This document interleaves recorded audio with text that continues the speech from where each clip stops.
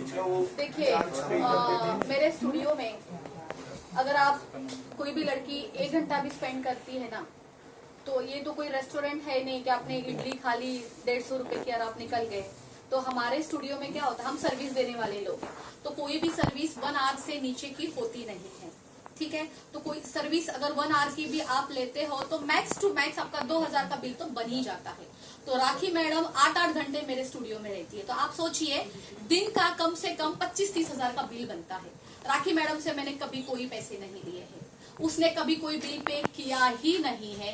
मैंने ऑलवेज दोस्ती में उसके लिए सब कुछ किया है। यहाँ तक वो जब स्टूडियो में आती थी वो इतना मेरे स्टाफ को हरास करती थी, परेशान करती थी, उसके वजह से मेरे 4 अच्छे क्लाइंट उठ के चले जाते थे।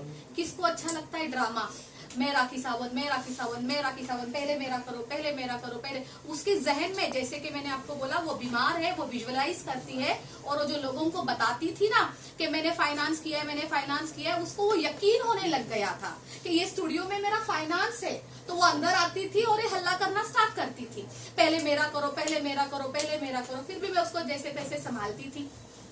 तो क्या राखी कोई ड्रग वगैरह लेती है जो कि वो हेलुसिनेट करती है? मुझे नहीं पता, क्योंकि जिस तरीके से आप बोल रहे हो वो विजुअलाइज करती है, कि इमेज फॉर्म करती है, तो इट्स काइंड ऑफ हेलुसिनेशन। हम सब लोग करते हैं। आपका नाम क्या है? यश। यश विजुअलाइज हम सब करते हैं। आपको पता है, हम अगर हम कोई कपड़े खरीदने जाते हैं तो हम पहले से अपने आप को विजुअलाइज करते हैं कि मैं इस ड्रेस में कैसे लगूंगा। आपने भी किया होगा, मैं भी करती हूँ। कल को मैं कोई साड़ी खरीदूंगी तो मैं सोचती हूँ यार मैं इस साड़ी में इतनी सुंदर तो लगी जाऊंगी, राइट। ये हम सब लोग करते हैं, लेकिन राखी का विजुअलाइज करने अपग्रेड हो चुकी है। जैसे कि कहते हैं ना, अगर एक झूठ 100 बार बोलो तो वो सच लगने लगता है, ऐसी हालत हो गई है राखी की। एक झूठ वो 100 बार बोलती है तो उसको वो सच लगने लग जाता है, और वो यही दुनिया को भी यही दिखाती है। वो एक ही चीज देखना, रिपीट करेगी। आप कभी भी आप जब भी उसका इंटरव्यू लेते हैं तो वो एक चीज को कम से कम 10 बार रिपीट करेगी, ताकि लोगों को लगे कि नहीं ये सच है, ये सच है, ये सच है। उसको पता है लोगों के माइंड के साथ कैसे खेला जाता है। राखी आप एक बार आप एनजीओ गए थे वहाँ पर? जी। तो वहाँ पर जो आपने 500-500 को राखी ने नोट बांटे थे, वो आपके थे या राखी के? मैं वो वीडियो दिखाना चाहूंगी। और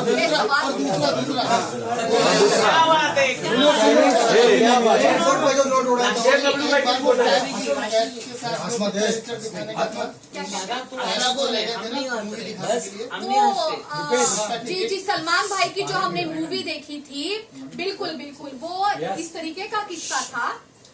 ईद थी, मुझे जैसे कि राखी ने बोला था कि वो रोजे कर रही है, ऐसा राखी ने बोला था।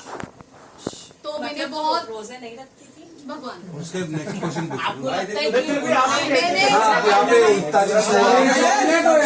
एक क्वेश्चन एक बार में प्लीज।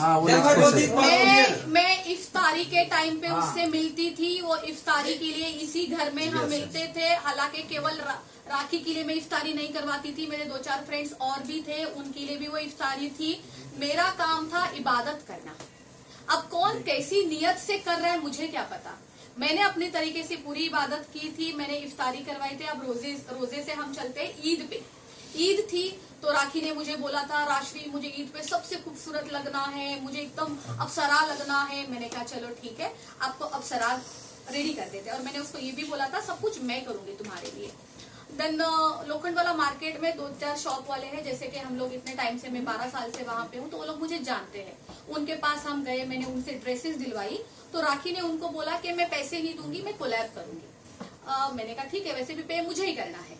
तो कोलैब की बातें हुई, तो राखी ने उनसे कपड़े लिए, ज्वेलरी ली, उनसे जूते लिए, उनसे पर्स तक लिए। ये 4 चीजें ली।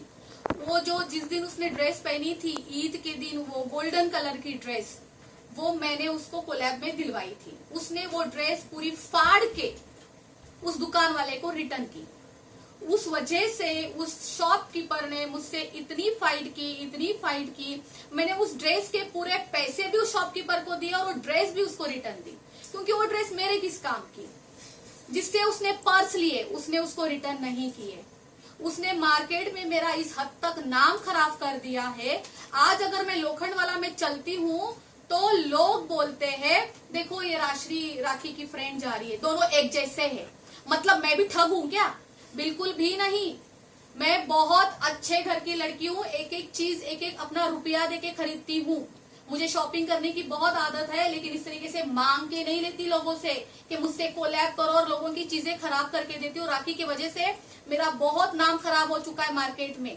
लोग तो लगता है मुझे थे कि अपने कपड़े भी छुपा देते होंगे कि राखी की दोस्त आ गई, छुपाओ छुपाओ छुपाओ।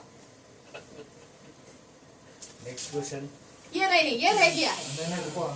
500 आप नीचे बैठ जा।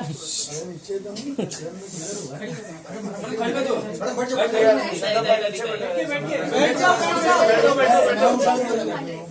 खड़े बैठ के दिखाइए। अरे मैं भी परेशान हूँ। देखिए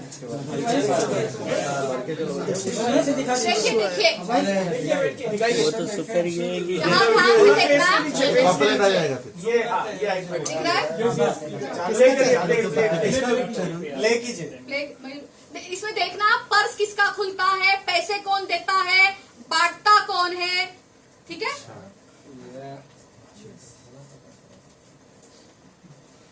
बिस्कुट टीवी ये आपका पर्स खुला। मैंने 500 का बंडल निकाला और बच्चों को पैसे बांट रही है और बच्चों को बोलती है बच्चों पैसे फाड़ना मत। हाँ, बड़े मेहनत से कमा के लाए थे ना मैडम ने, वो मेरे ही पैसे थे जी। जो नेला स्टूडियो से, बिल्कुल आपने सही बोला, जिसके ऊपर वो एलिगेशन देती है ना कि ये सारे काम होते हैं, राशि तो गलत है, राशि तो गलत काम करवाती है, तो उसी से मैं उसको फाइनेंस करवाती थी। बहुत छोटी बात लगेगी ये मुझे, फिर भी मुझे बतानी पड़ेगी ये बात, बहुत छोटी बात है। जहाँ पे हम गए थे, ये आश्रम में, छोटे छोटे बच्चों के आश्रम में गए थे, उसने मुझे बोला था राशि मैं चाहती हूँ कि कुछ करते हैं मेरी मम्मी की दुआ के लिए। तो मैंने कहा चलो हम आश्रम चलते हैं, बच्चे खुश हो जाएंगे। तो हम वहाँ चले गए और उस दिन हमने मीडिया ट्रायल भी किया था वहाँ पे, तभी तो ये वीडियो है। तो हम वहाँ गए, मैं देखूं भाई ये तो सीधा आश्रम घुस रही है, खाली हाथ, कुछ नहीं है, छोटे छोटे बच्चे वहाँ पे। मैं रास्ते में रुकी, मैंने कम से कम 7-8 केक लिए बच्चों के लिए, इतनी सारी कोल्ड ड्रिंक्स, बिस्किट, नान कटाई और वो लिए था। कोल्ड ड्रिंक्स में मैंने पेप्सी नहीं ली थी क्योंकि बच्चों को पेप्सी और कोक नहीं पिलाना चाहिए। मैंने वो लिए, वो पीले कलर का क्या आता है, फ्रूटी एंड वो बहुत सारी चीजें मैंने ली। फिर हम लोग अंदर गए, मैडम खड़ी हो गई क्रेडिट के लिए। मैंने कहा कोई बात नहीं, क्रेडिट आप ही का है, ऊपर वाला ईश्वर हमें देख रहा है ना कि कौन दिल से कर रहा है, उतना ही काफी है। अच्छा, और राखी ने आपको क्या क्या धमकी दी है कि तो नेल आर्ट क्या नहीं प्रॉपर नेल आर्ट स्पॉइल कर देंगे, आपका बिजनेस स्पॉइल कर देंगे, रेदर देन दिस? आदिल, उसका कहना है अगर तुम आदिल के साथ मिल गई, आदिल के साथ जाके खड़ी हो गई, तो मैं ये सब कुछ तुम्हारा बर्बाद कर दूंगी, खराब कर दूंगी। पर राखी को किस बात का डर है कि आप आदिल से मिल जाओगे और क्या भांडा उड़ जाएगा उसका? चोर को तो डर होता ही है ना। वही तो हम जानते कुछ क्या आदिल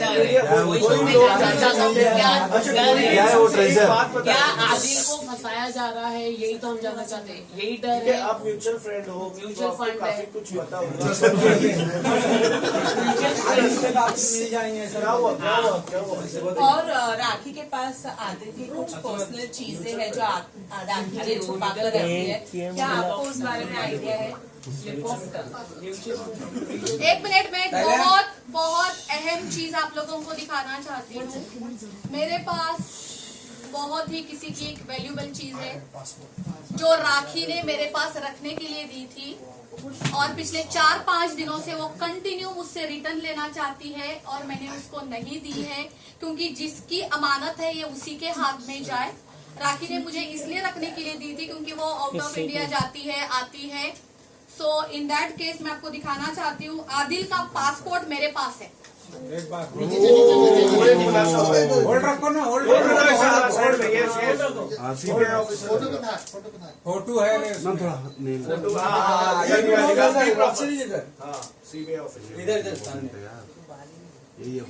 और क्या इम्पोर्टेंट चीज है आपके पास आने की? बाबू भाई हाथ फोन नीचे थोड़ा। पासपोर्ट ही है, फिलहाल पासपोर्ट ही है और पिछले 4 दिन से वो मुझसे लेना चाहती थी। मुझे पता था ये बहुत वैल्यूबल चीज है।